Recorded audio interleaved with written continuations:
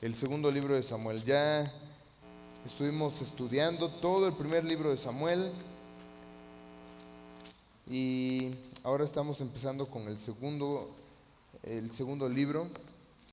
Y bueno, ahora empezamos a ver ya más con mayor protagonismo a un personaje muy conocido dentro de la fe cristiana, que es David, ¿no? Que lo conocemos por cosas buenas, lo conocemos por cosas malas y bueno, es una historia muy interesante. Hoy vamos a leer la primera mitad del capítulo 2.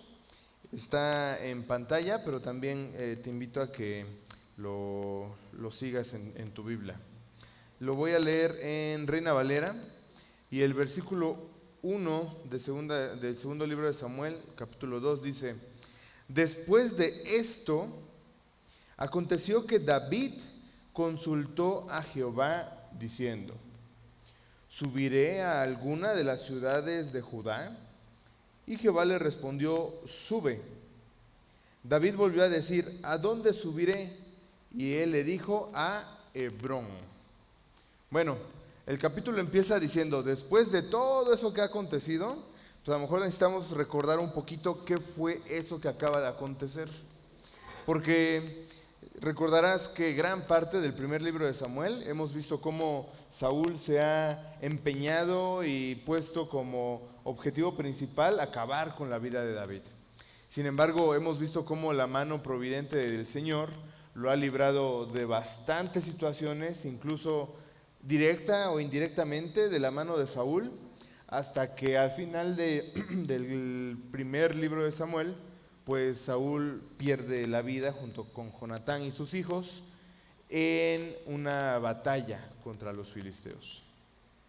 Es increíble, ¿no? Porque como a pesar de este odio, como cierta aberración de Saúl hacia David, pues David no responde de la misma manera. Nunca buscó atacar a Saúl, aunque tuvo la oportunidad de acabar con su vida. Y aún así, cuando Saúl muere, David no lo celebra, ¿sí? Él no lo considera como una victoria para su vida. No lo considera como una venganza divina, ¿no? Porque a veces cuando alguien nos hace algo malo y nosotros no hacemos nada, pero sí decimos: el Señor va a actuar, ¿no? Pensando que va a vengar lo que alguien nos ha hecho, ¿no? Sin embargo, en el capítulo 1 del segundo libro de Samuel vemos cómo David, cuando sabe de la muerte de Saúl, él se lamenta, porque aunque había esa fricción, David, con este corazón y esta convicción de respeto hacia el Señor, sabiendo que Saúl había sido ungido por Dios, él sigue respetando ese título que en algún momento Saúl había tenido. Y hace un poema, ¿no? Al final del capítulo 1, donde dice que los valientes han muerto, los valientes ya no están en Israel porque Saúl ha muerto y sus hijos.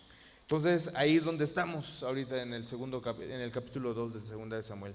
Dice: después de esto, después de la muerte de Saúl, David consultó a Jehová, a Dios, y le pregunta: ¿es necesario o puedo subir a Israel? ¿Puedo ir a las tierras de Judá? Y Dios le responde que sí. Y Dios le responde que vaya a una ciudad que se llama Hebrón. ¿Puedes pasarle a la siguiente diapositiva? No sé si tengas el apuntador por ahí. O no, una antes. Esa, ¿verdad? Bueno, del mapa que estábamos viendo ahorita en este momento, quería yo mostrarles dónde estaba David y dónde estaba la ciudad de Hebrón. Porque recuerden que gracias. Recuerden que estas tierras no estaban tan definidas como lo están normalmente en nuestros tiempos, ¿sí? Sabemos que casi de esta calle para allá es el municipio de Querétaro y de esta calle para allá es el municipio de Corregidora o el Marqués, ¿no? O algo así. Pero en la antigüedad pues era un poco ambigua esta división entre tierras. Entonces, ¿dónde estaba? Bueno, sí, primero, el Urim y el Tumim. Aquí vemos que David busca consultar a Dios. El versículo 1 dice: David consultó a Jehová diciendo: ¿subiré a alguna de las ciudades de Judá? Dios le responde que sí. Y David le vuelve a preguntar: bueno, pero ¿y a dónde voy? ¿No? Y es cuando el Señor le dice: tienes que ir a la ciudad de Hebrón.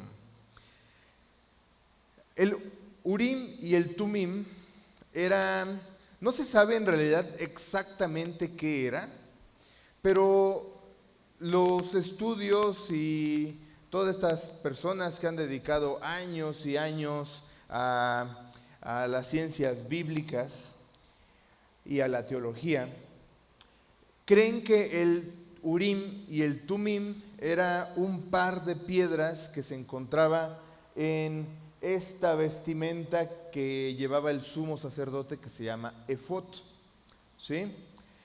Entonces, no se sabe a ciencia cierta cómo consultaban al Señor.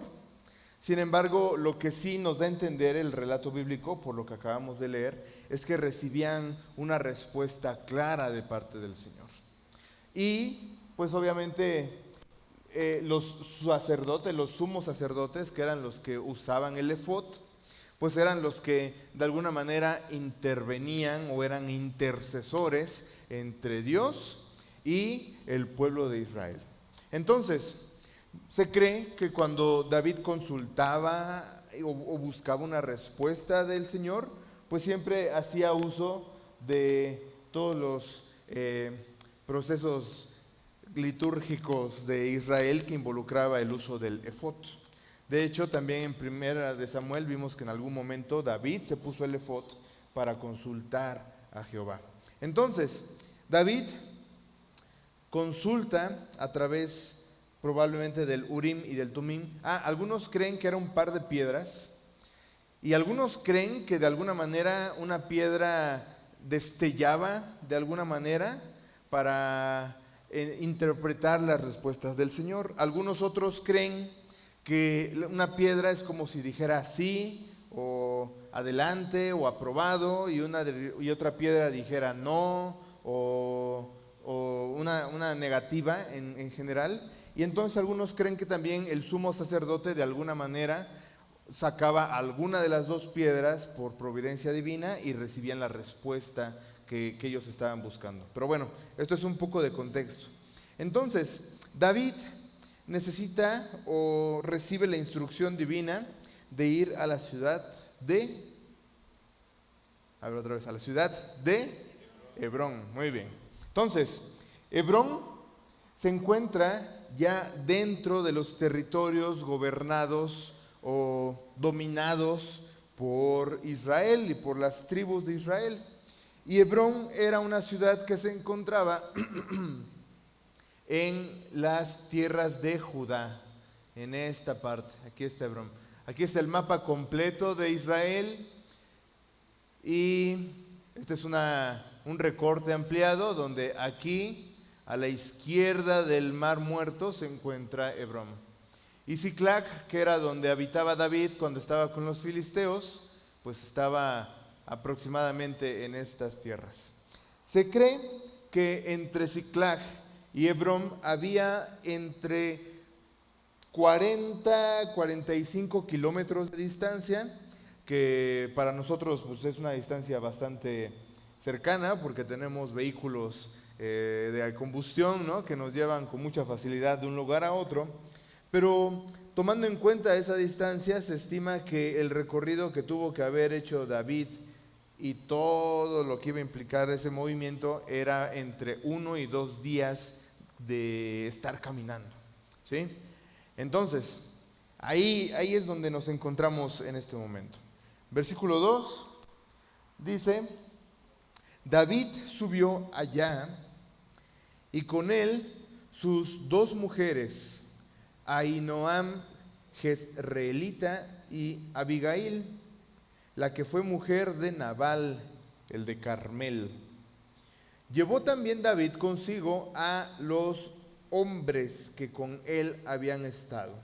Acuérdate que por muchos capítulos hemos visto que en un inicio, cuando David era fugitivo, cuando David estaba huyendo entre ciudades y montañas y lugares poco habitados de Saúl, pues mucha gente, al haber escuchado acerca de David, pues iban con él, ¿no? Lo seguían. Y dice que eran hombres de todo tipo, pero menos afortunados, ¿no? Eran hombres endeudados, hombres destrozados, hombres enojados también, y David había fungido como el líder de esos hombres. Entonces dice el versículo 3, llevó también David consigo a los hombres que con él habían estado, pero no solamente a esos hombres, dice, y cada uno con su familia. Y luego dice, los cuales moraron en las ciudades de Hebrón. Ahora, Hebrón, voy a regresarme un poco, se encontraba en la región de Judá. Y la región de Judá, si tú ves el mapa completo de Israel, pues era la zona sur de de las 12 tribus. Y Hebrón era una ciudad importante para la tribu de Judá.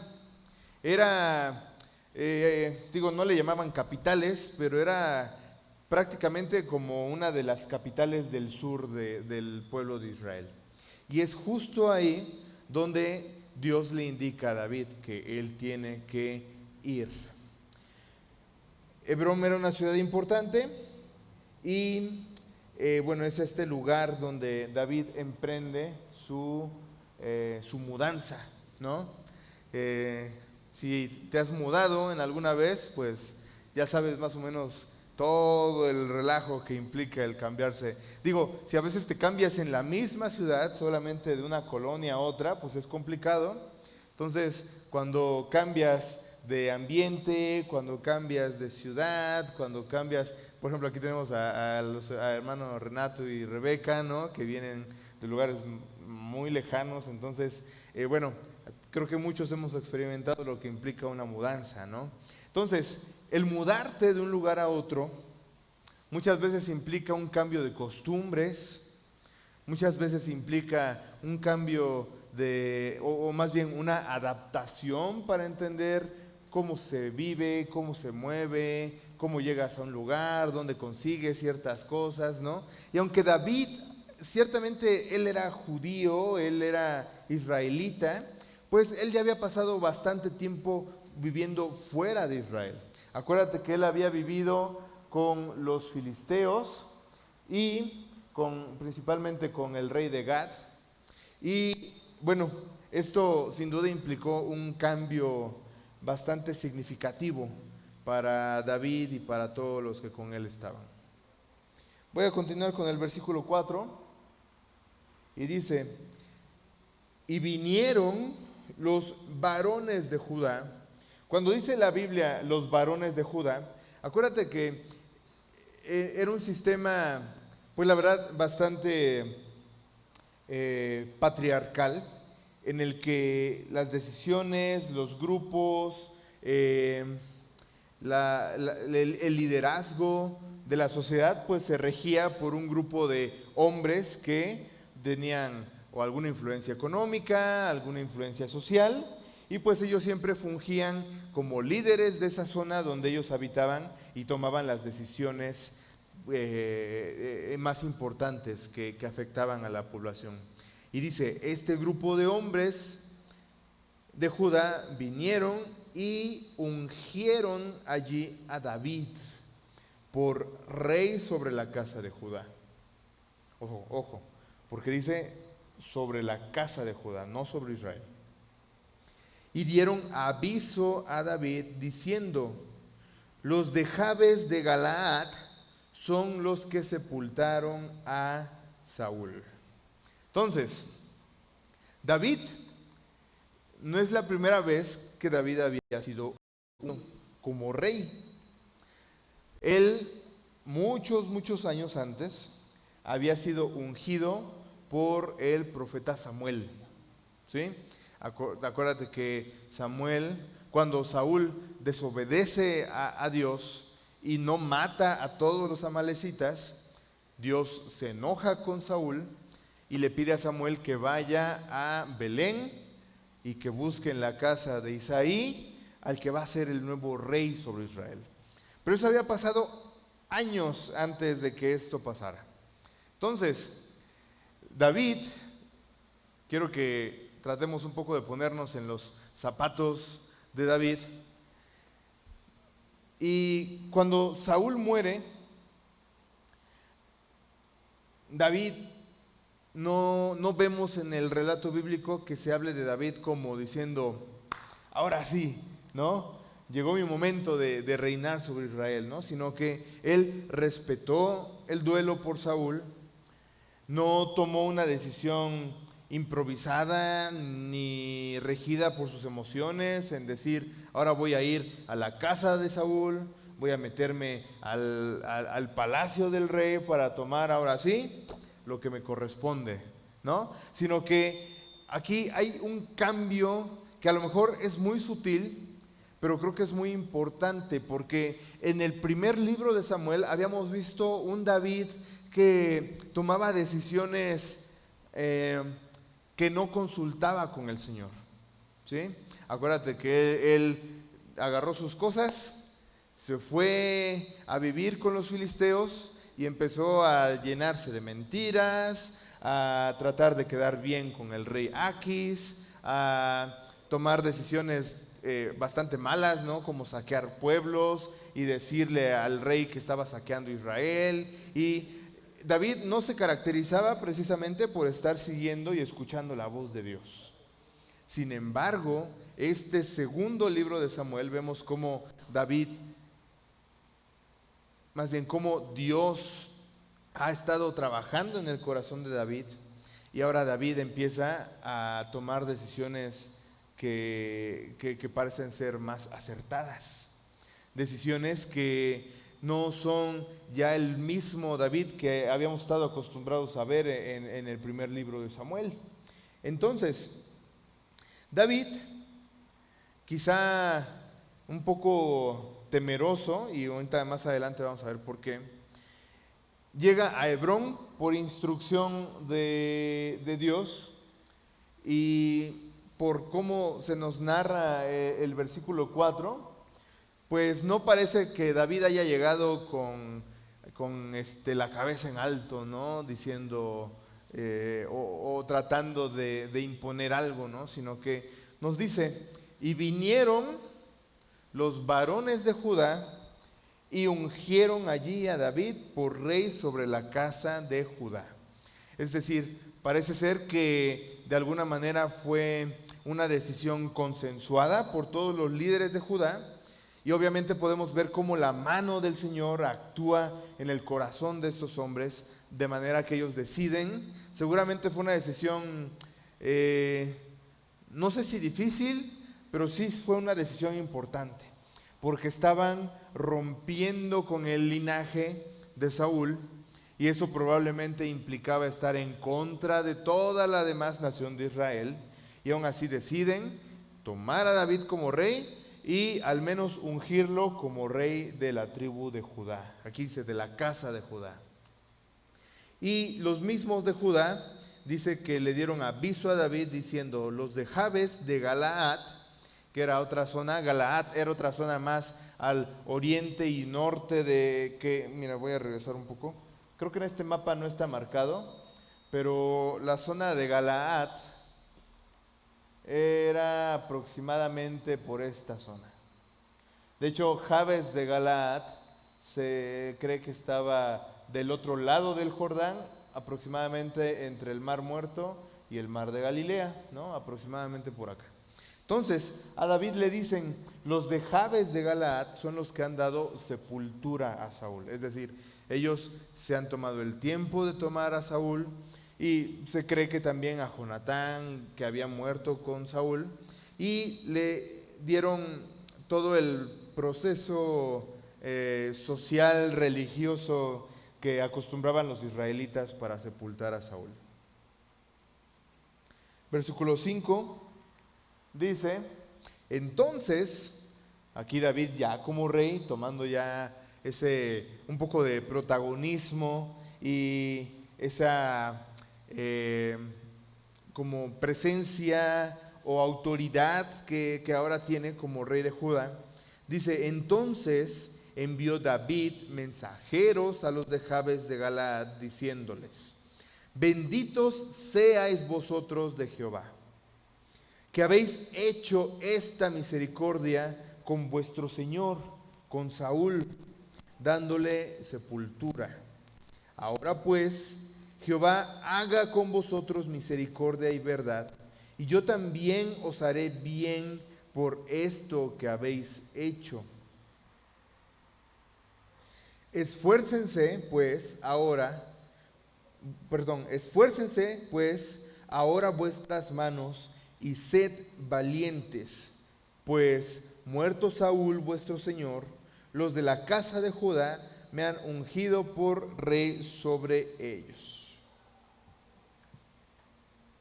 Ahora, esto lo podemos interpretar como una invitación a todas las personas, o bueno, principalmente a los líderes de la zona de Galaad, a decirles,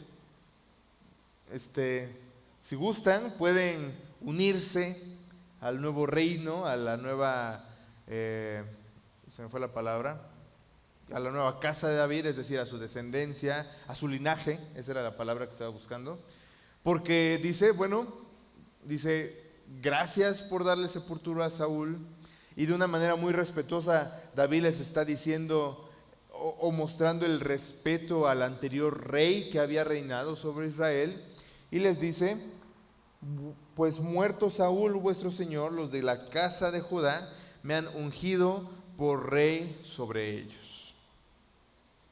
Todo parece que va relativamente bien, ¿no? Digo, David no es rey de todo Israel de un momento a otro, al menos no en el papel, aunque sí era ya el ungido de Dios. Y empieza Saúl a reinar la tribu de Judá, ¿no? Que ya vimos que estaba al sur.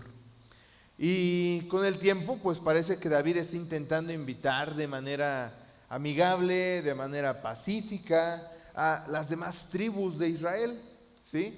En este caso, a las tribus de Galaad. Y a lo mejor no es el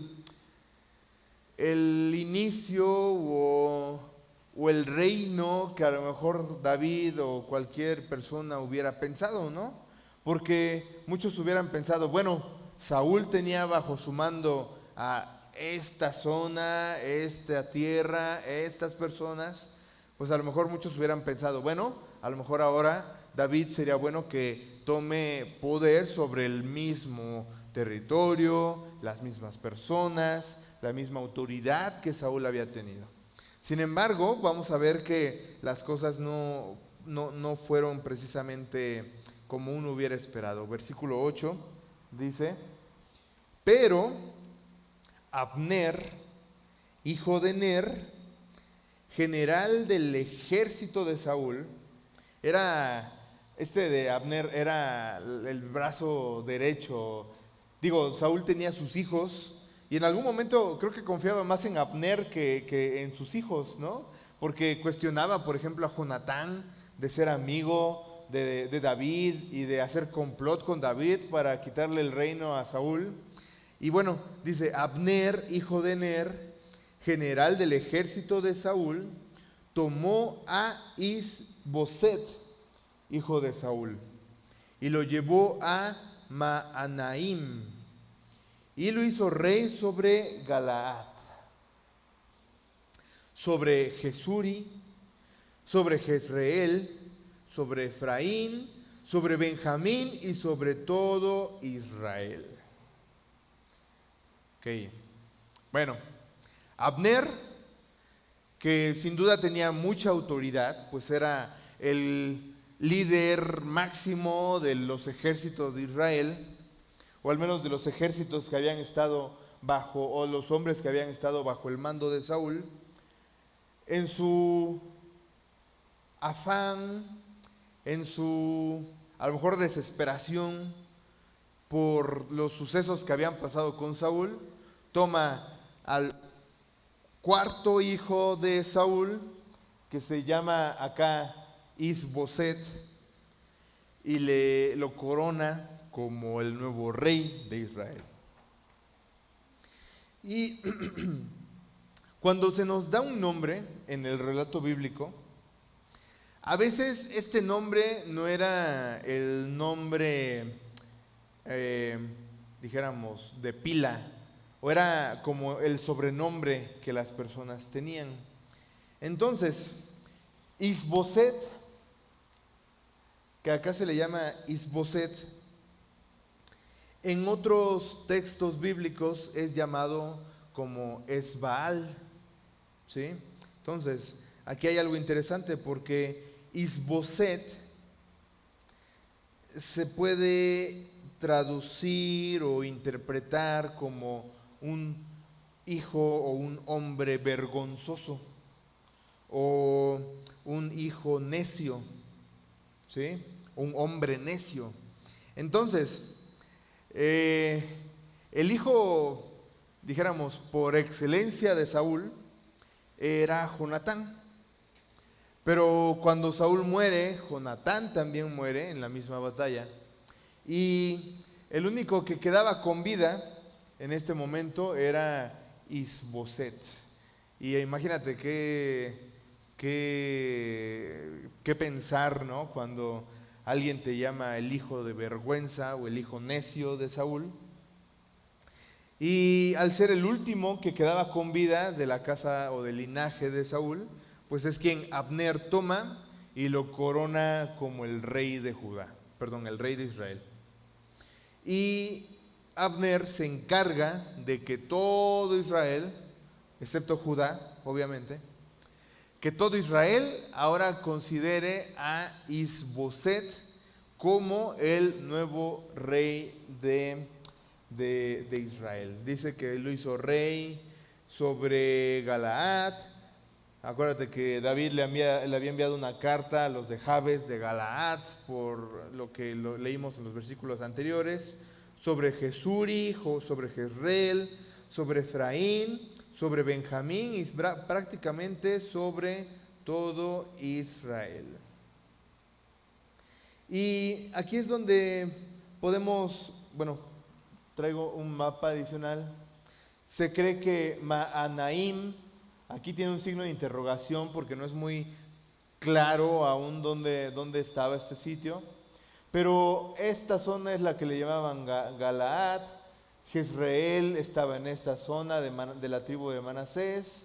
Aquí era Efraín, aquí era Benjamín, aquí ya es Judá, donde David es nombrado rey. Entonces prácticamente el reino está dividido en dos.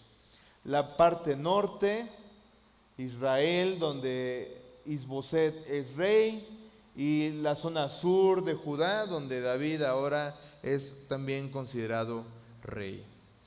Y es interesante que el Señor, Dios, hasta este momento pareciera que está dejando que las cosas actúen por consecuencia de las acciones de las personas, ¿sí? Y pues vamos a ver, de hecho, que muchas veces ese es el actuar del Señor. El Señor es justo, el Señor también es misericordioso, pero en muchas ocasiones el Señor permite que nuestras acciones tengan consecuencias y que nosotros tengamos que lidiar o resolver estas consecuencias. Entonces, la manera en la que David llega al trono, vamos a ver que se convierte en un viaje en el cual David pues tiene que ir lidiando con bastantes problemas, pero también vamos a ir viendo cómo el Señor le empieza a dar luz al final, donde después de cada acción, y ahora vemos un David más prudente, un David que busca ya más al Señor para tomar las decisiones. Y este es el escenario con el que David tiene que lidiar ahora. Vemos un reino dividido, pero también vemos un corazón de David que ahora está, ahora sí como lo hemos leído muchas veces, ¿no? Un hombre conforme al corazón de Dios. Pero para David poder llegar a este momento, me gustaría que recordemos todo lo que hemos leído en el primer libro de Samuel, de lo que David tuvo que vivir, pero no solamente vivir, porque cuando leemos los salmos de David, podemos ver que de todas las experiencias, todas las veces que tuvo que huir, todas las veces que tuvo que esconderse y sufrir por las decisiones que él había tomado, no echó en saco roto todas esas lecciones, esas meditaciones, sino que podemos ver en el corazón de David que ahora hay un hombre que ha aprendido de las decisiones que ha tomado, pero que principalmente ha aprendido que la obediencia al Señor es la mejor decisión que él puede tomar, porque pues David es muchas veces como nosotros, ¿no? Que aprendemos a la mala, que cuando tomamos la decisión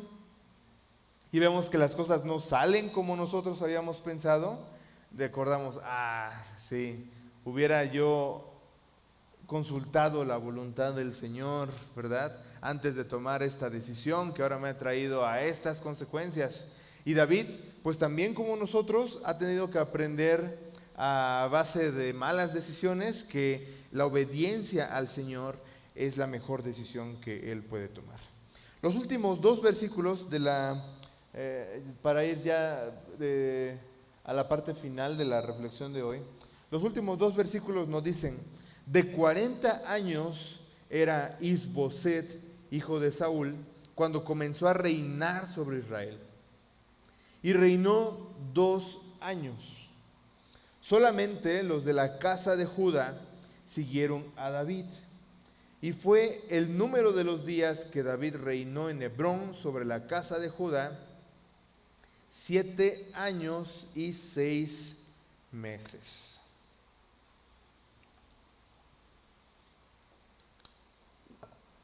De la lectura que tenemos el día de hoy, que es el comienzo oficialmente del reinado de David, vemos que este corazón del cual ya he estado yo hablando de David, ahora se marca a lo mejor de manera sutil cuando no recordamos cómo era David antes, pero cuando recordamos cómo era David y cómo es David ahora, podemos ver esta transición que coincide justamente con la coronación de David, dijéramos la primera coronación oficial de David en Judá.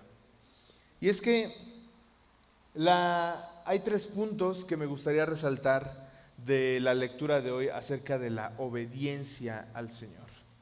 El primer punto para que nosotros, o acerca de la obediencia a Dios, la obediencia al Señor, es que el primer paso es aprender a escuchar la voz del Señor.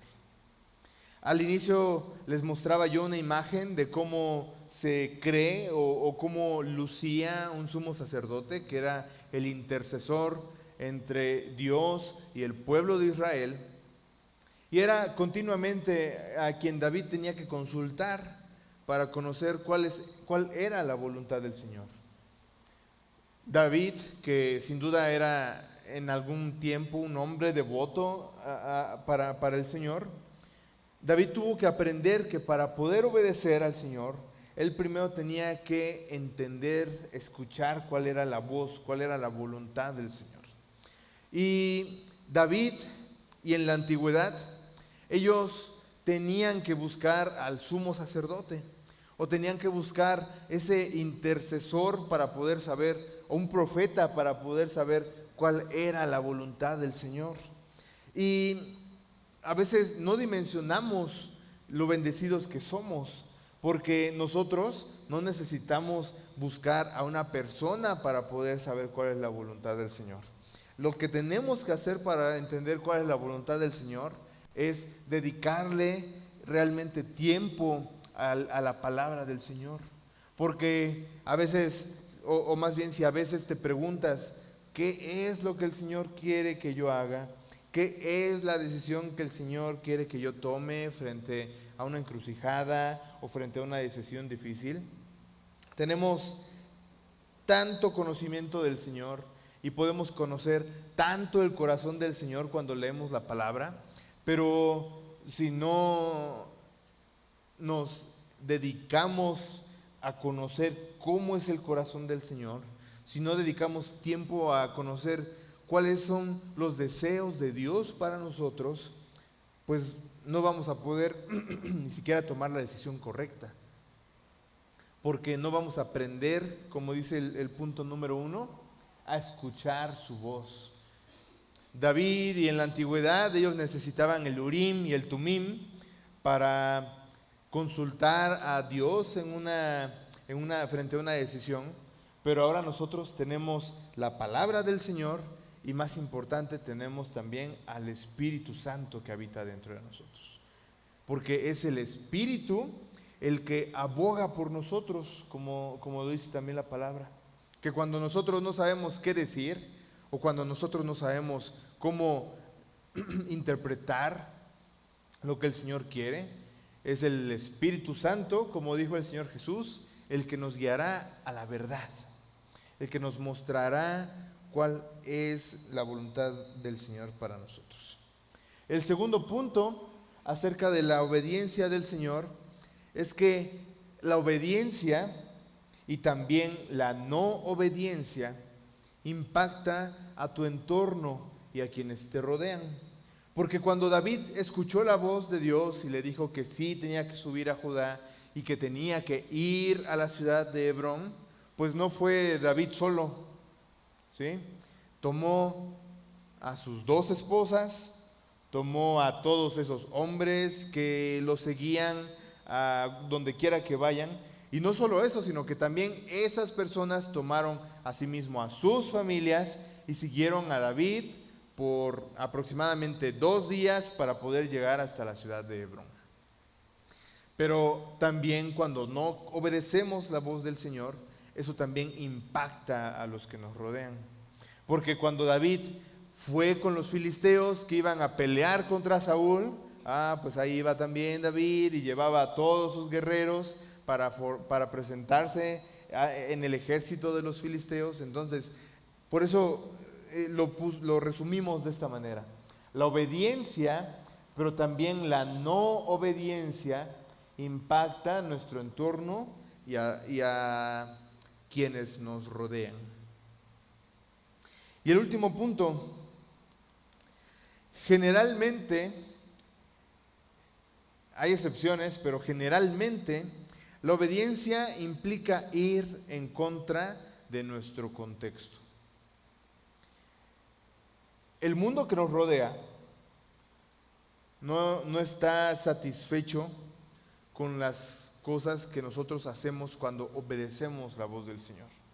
Porque obedecer al Señor, por definición, también va en contra de lo que nos rodea quiere. Y cuando hablo de lo que nos rodea, lo podemos interpretar como el mundo, o como Pablo decía, que tenemos batalla no contra carne ni sangre, sino contra huestes espirituales y también contra nuestra propia carne. Y esas son básicamente las 3 cosas que están en nuestra contra cuando nosotros decidimos obedecer o escuchar la voz del Señor. Y ahora lo podemos ejemplificar bastante claro con lo que ahorita estamos leyendo acerca de David. Porque David llegó a la ciudad de Hebrón.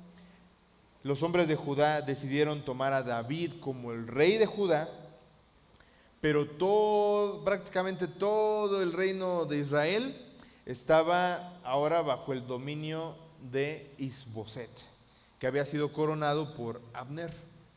Entonces, no era un camino sencillo que David tenía que usar o tomar para poder llegar al trono de Israel, pero David ahora está convencido plenamente que escuchar la voz del Señor y obedecer la voz del Señor era el camino para el cual él tenía que tomar ahora.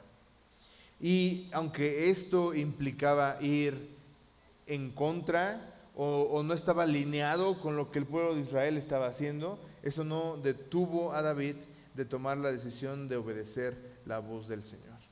Y para nosotros, generalmente, esto también va a implicar que nosotros no sigamos las normas comunes de lo que nos rodea, porque el obedecer la voz del Señor siempre va a implicar que nosotros estamos yendo en contra de este mundo. Entonces, esta lectura del día de hoy, donde vemos la obediencia de David, ahora sí, plasmada de manera clara, porque vemos que él, antes de tomar una decisión, consulta al Señor, y no solamente escucha o sabe lo que él tiene que hacer, sino que al escuchar la instrucción del Señor, no vemos que haya una duda, ¿sí? No vemos que el Señor haya dicho, David haya dicho, así como consultando una vez más, nada más para confirmar si es eso lo que Dios quiere, o a ver si entendió bien lo que Dios le está diciendo que haga, sino que vemos ya una convicción de un corazón humilde y un corazón que sabe que las decisiones que son tomadas y guiadas por el Señor van a terminar mejor que aquellas decisiones que a veces nosotros tomamos sin consultar al Señor. Y vamos a ver que ahora en el segundo libro de Samuel hay, del camino de obediencia es lo del día de hoy, pero en este segundo libro de Samuel vamos a ver cómo David ahora empieza a ir de menos a más.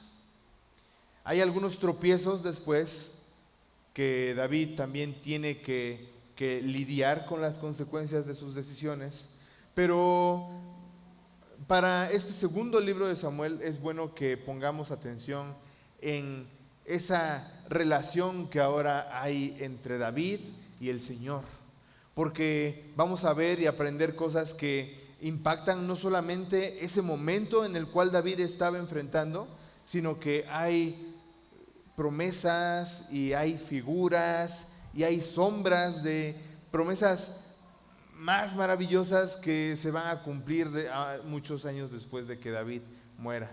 Y también se habla acerca de promesas que se cumplen en David, que habían sido prometidas muchos años antes también para el pueblo de Israel.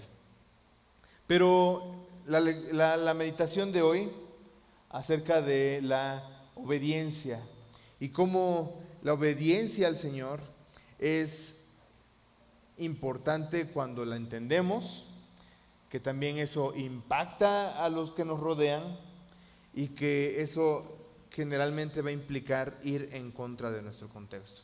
Así que te invito a que reflexionemos hoy en qué hacemos